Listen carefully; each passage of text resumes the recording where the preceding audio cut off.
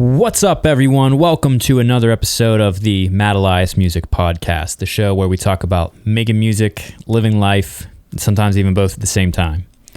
Today I want to talk about something that I like to call gear paralysis. Some people call it GAS, gear acquisition syndrome, or guitar acquisition syndrome. I'm going to talk about making a song every day and how that led to a surprise electronic album from me.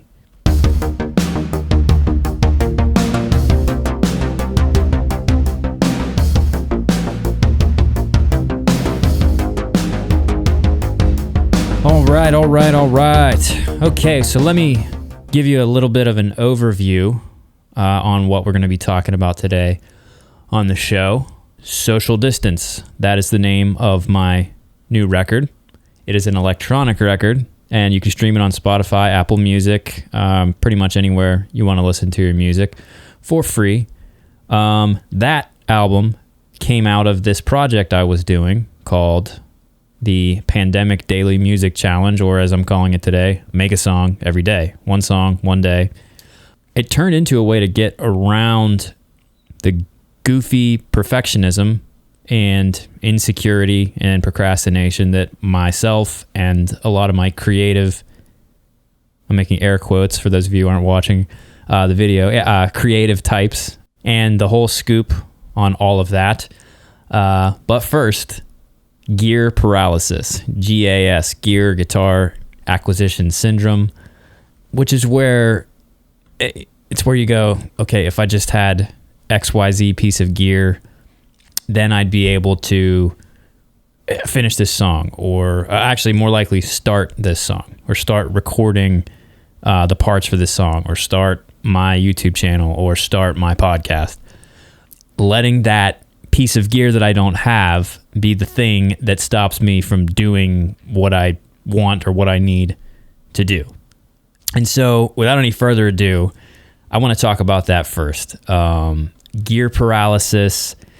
Is it perfectionism? Like, it can look that way, but I really don't think so. And like I said, what it really boils down to is just buying piece of gear after piece of gear and not actually, gear with the intention of creating things with it. New guitars, microphones, what have you, cameras, whatever you do. That next piece of gear that seems like it's going to be the silver bullet, that's going to allow me to take my stuff to the next level. Look, the true nature of this, if you ask me, and I've got some experience with this, it's fear, it's insecurity, and especially for me, the number one thing that this really is procrastination.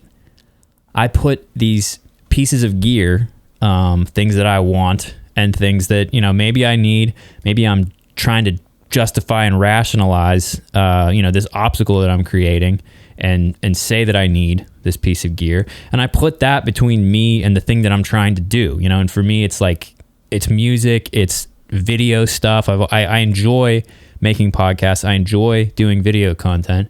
It's something that kind of comes naturally to me, all of those things. And they're fun to me. However, I'm one of those, in air quotes, creative types. And one of my biggest flaws is that I procrastinate. Okay. And a lot of my friends and people I know, people I've talked to, that are like, in this creative and music, especially in art kind of space, have a problem with that, with procrastination and the fear of look, if you're an artist, if you're a musician, I get it. There is just all of this sort of, like, I'll call it like self-hype, like this buildup of, what I'm planning, this big record that I'm writing, or whether it's my, whatever piece of art it might be. It gets built into this big impossible thing by my own head that is fueled by fear, insecurity, procrastination.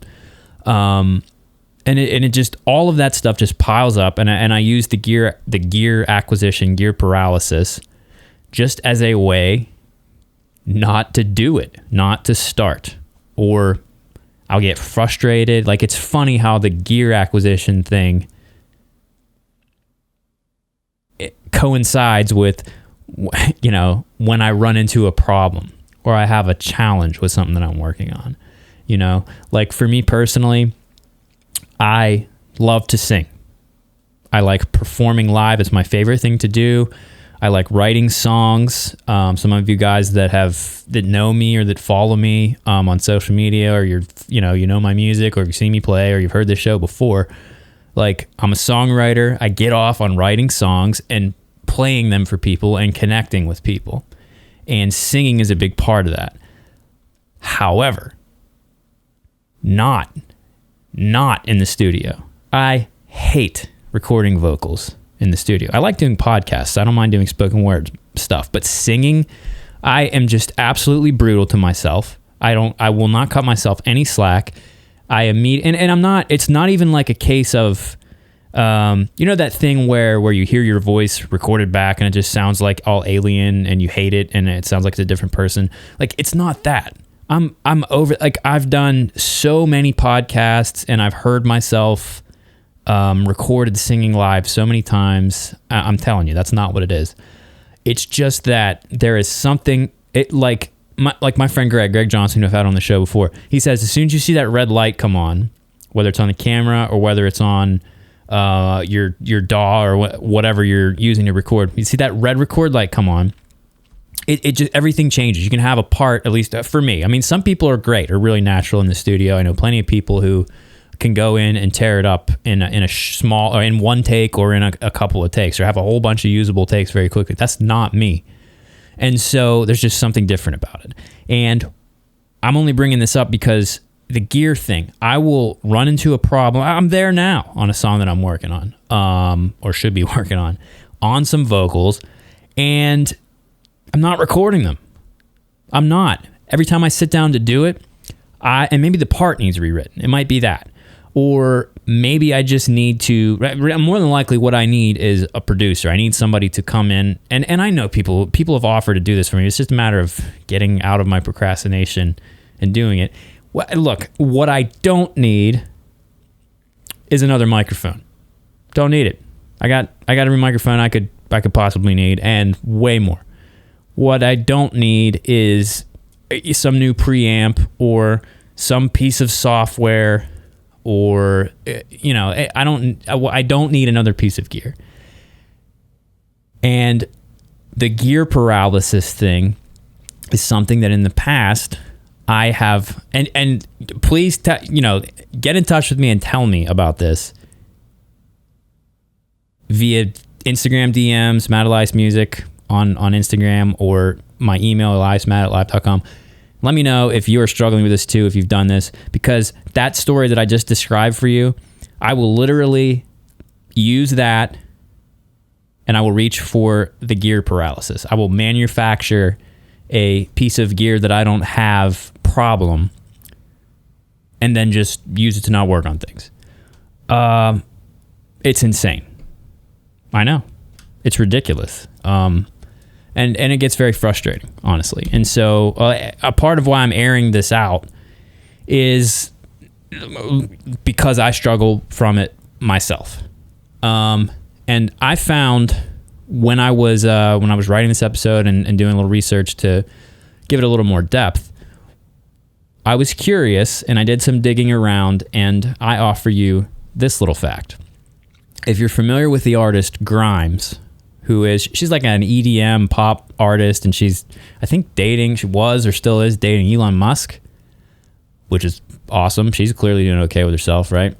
Her album, which was like her debut, it wasn't her very first record, but it was I guess it was like her breakout record. It was called Visions. And I'm not super familiar with Grimes' catalog or anything, but I think Visions, which came out in, I think, 2012, was like her breakout record. This thing was recorded in under 3 weeks using GarageBand. And GarageBand is, it's like a an app.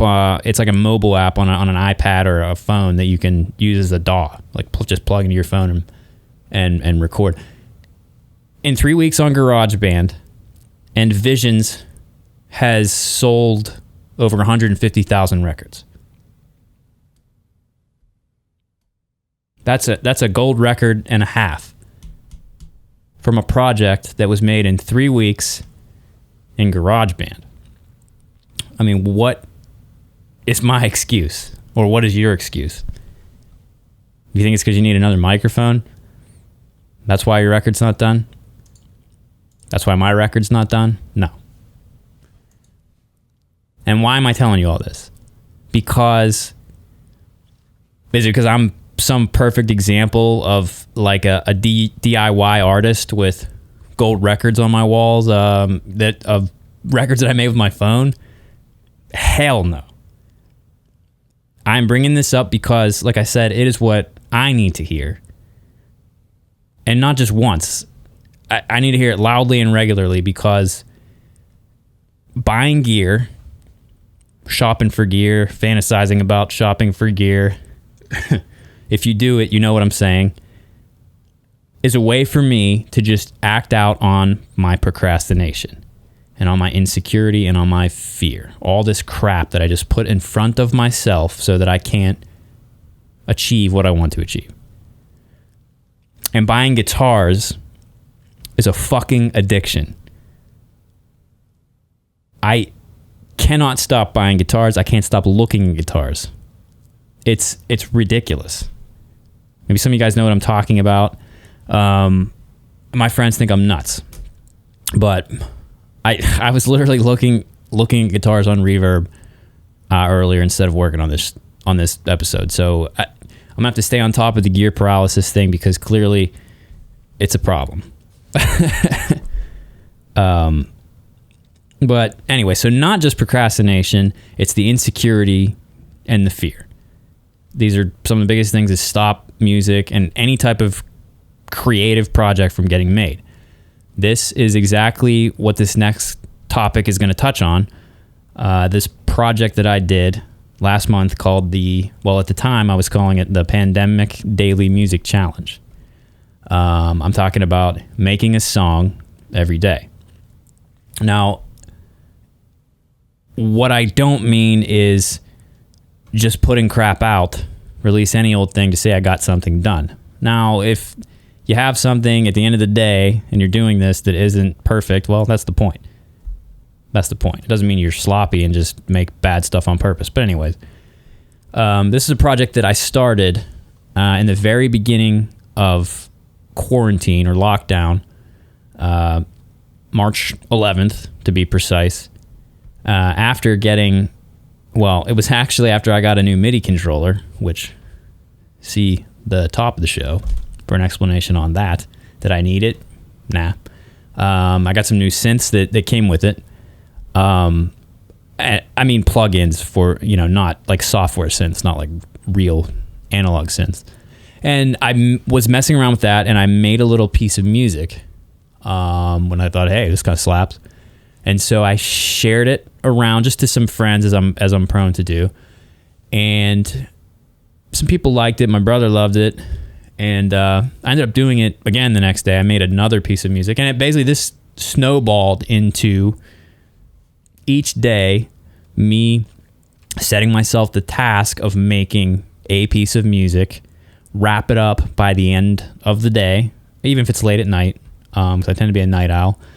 And what I started doing was, I think I just did it for about a week, but then I started actually keeping myself accountable, and it wouldn't have gone on as long as it did if I hadn't done this. I started actually sharing them around on Facebook, and just explaining about what I was doing, which was cool. It was a good way for me to stay accountable, being productive, and doing this thing, because it would have been very easy for me.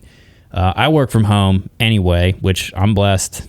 It's incredible. I know a lot of people are really struggling with this, this pandemic situation, and I certainly feel for them. I'm lucky enough to still be able to work. But the isolation thing for me, I'm typically kind of isolated anyway. So there was a danger of me just kind of shriveling up and disappearing, honestly. And I'm a recovering addict, so my mental condition, as far as that goes, is it's important that I maintain that. And so this was like on top of just my work and things, and I wasn't able to do some of the things that I normally do to keep myself on the right track as far as that goes, recovery, mental health wise. The whole making a song every day, pandemic daily music challenge thing was a way just for me to be productive and to be active and not kind of slide into that, that depression space that I can get into. And so sharing them on Facebook, didn't get a ton of attention or anything. I don't really have any kind of a foothold on that platform at this point anyways. And but anyway, it was cool. Some people liked it, and people were sharing some music back at me that they had made. There's quite a few of my friends that I didn't realize make electronic music, which was sweet. I mean, electronic music is not my first go-to. I've made some in the past, but I'm a guitarist, I'm a singer, and that's not like my number one area, even though I do enjoy it.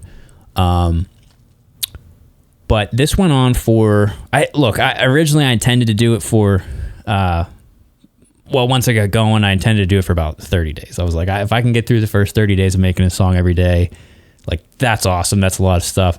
But then what happened was, actually, I think the cool thing is, like, I actually started to get a little better each day. I've never actually spent that much time making electronic music. And so they were starting to get a little more, the tracks were getting more in depth and a little more complicated. And so it started to take more time out of the day. I'm still working from home. I'm in this office. I am doing my thing. I'm on my phone and working while I'm trying to make these electronic songs. And it got to the point where I'm spending between 4 and 6 or 7 or 8 hours, maybe not 8, but close to it on some of these days on a piece of music, and pressuring myself to put it out by the end of the day. And it got a little nuts, a little burned out, a little sleep deprivation and whatnot. And so I lasted 15 days. I did 15 tracks, and it turned into what, and I'll explain how this happened, because it wasn't at the very end. I didn't intend on releasing these, but it turned into a record. I ended up putting out an electronic album, and which was my first solo full-length release. I never would have thought Matt Elias releases a EDM record, and that's my first release. But that's what happened. And anyway, I wanted to touch on how doing this making a song every day thing sort of got me around that procrastination and that fear and just that garbage space that I was living in. As I told you a little bit earlier, I was stuck on some vocals and really, really just dug in and not making any progress on some of my own other music that I've been trying to record for months and months. I say trying, I mean intending to, and then not doing it. Basically, starting fresh each day, no pressure to, these aren't songs that are already written ahead of time. I didn't have any expectations on what I was going to be making.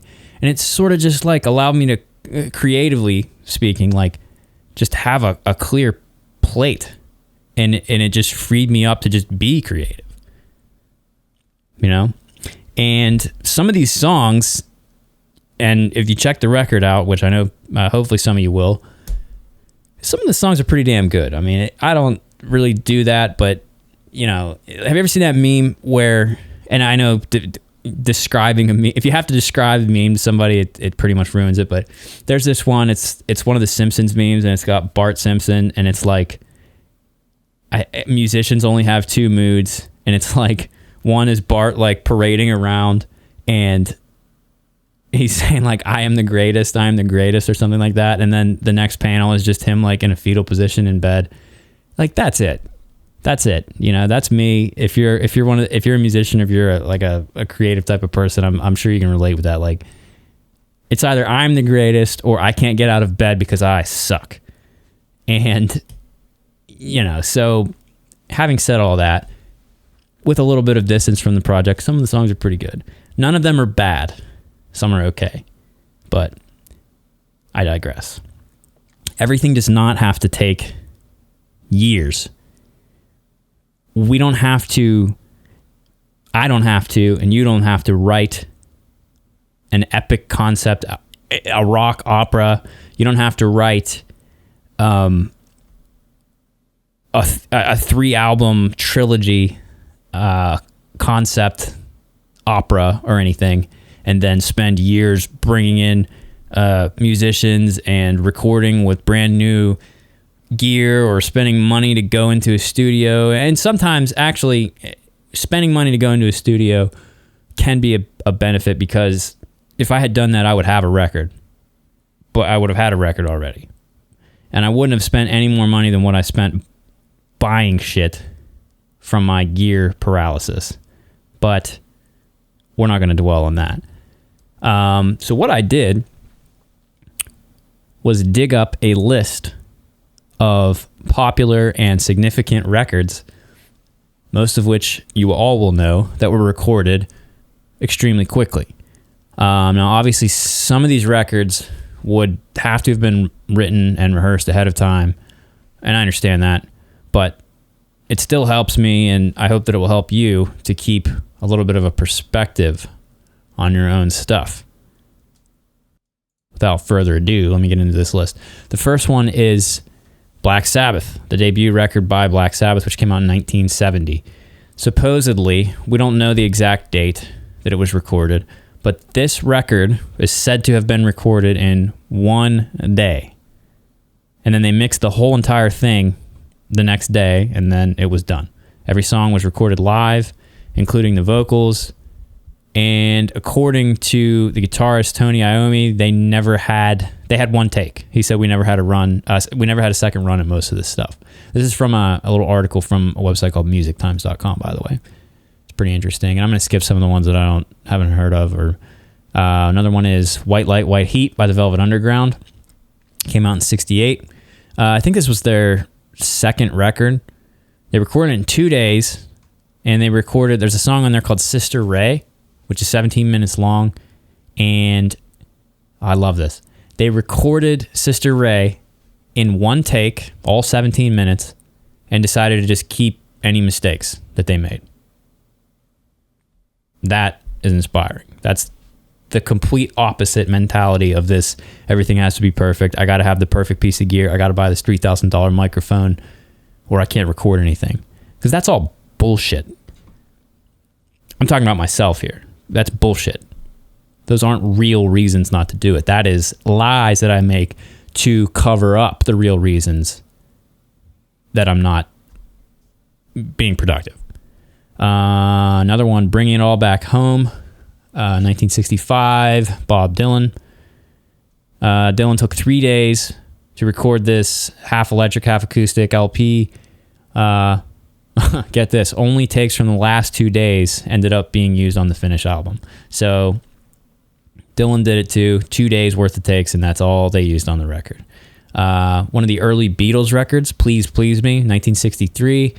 It says here that they performed their live set into 2 microphones as a band inside a recording studio, and in 13 hours they recorded 10 tracks for the album, which went on to be supplemented with 4 songs from the band's first 2 singles, so they just like mishmashed old stuff, and they packaged that all up, and that's Please Please Me.